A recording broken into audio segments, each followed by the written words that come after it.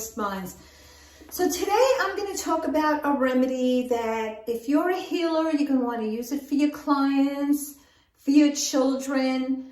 You're going to want to use this remedy when you feel like you are all over the board. This is a fantastic remedy for when you feel like you're not centered, you're scattered, you're all over the place. Stress really brings this on, and this week we're talking about stress remedies. And what the reason, you have an overall stress remedy, which we spoke about, and you could add any of these other remedies I'm talking about this week to it to really make yourself a kick butt blend and really get your soul and your insides moving and feeling good, calming stress and getting done what you need to get done. Gorgeous remedies. So today I want to talk to you about a remedy from Australian bush called jacaranda. Jacaranda.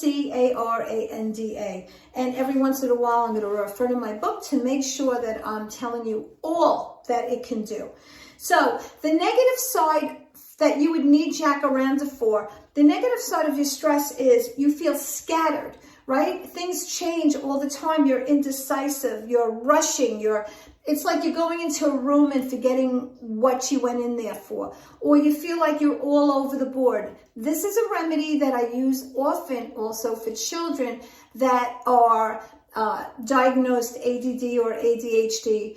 Again, I don't work with diagnosis, right? I'm a practitioner, I'm not a doctor. But when somebody says to me, my child is struggling this way, or I'm struggling this way, and I ask some questions, this is a possibility for a remedy I'm going to give. What it helps you to achieve is clear-mindedness, quick thinking. You are centered, because when you are centered, you are not all over the place. You're grounded. You know what you need to get done. When you mix this with the first remedy I spoke about, elm, you are golden. You are organized. You will get things done. You will be able to make decisions. It's a very gorgeous remedy to use. This is great when you need to focus your energies, when you are all over the place, kids, hyperactive.